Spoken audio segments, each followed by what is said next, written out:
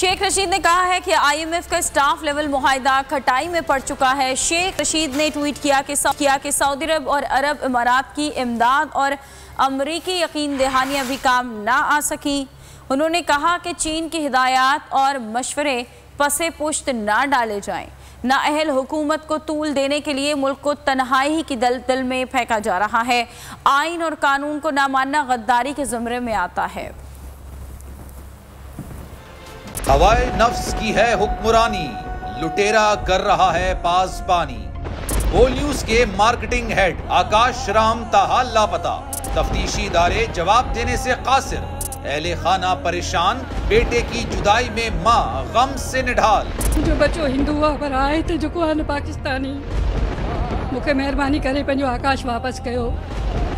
हुकूमत से बेकसूर और मुहिब्बे वतन बेटे की बाजियाबी के लिए फरियाद। आकाश राम के अगवा के खिलाफ अहले खाना की जानिब से सुप्रीम कोर्ट में दरख्वास्त दायर। सुप्रीम कोर्ट के चीफ जस्टिस उमर अता बंदियाल से आकाश राम के अहले खाना की जल्द समाअत की इस्तदा। मुश्किल की इस घड़ी में आलमी मीडिया ने भी उठाई आवाज। CNN, आज तक, इंडिया टुडे, टाइम्स नाउ समेत आलमी मीडिया ने आकाश राम के अगवा के खिलाफ दिया बोल का साथ। उफ क्या जुल्म है, बोल इंसाफ का मुंतजिर। सब्सक्राइब करें और बेल दबाएं ताकि कोई खबर रह न जाए।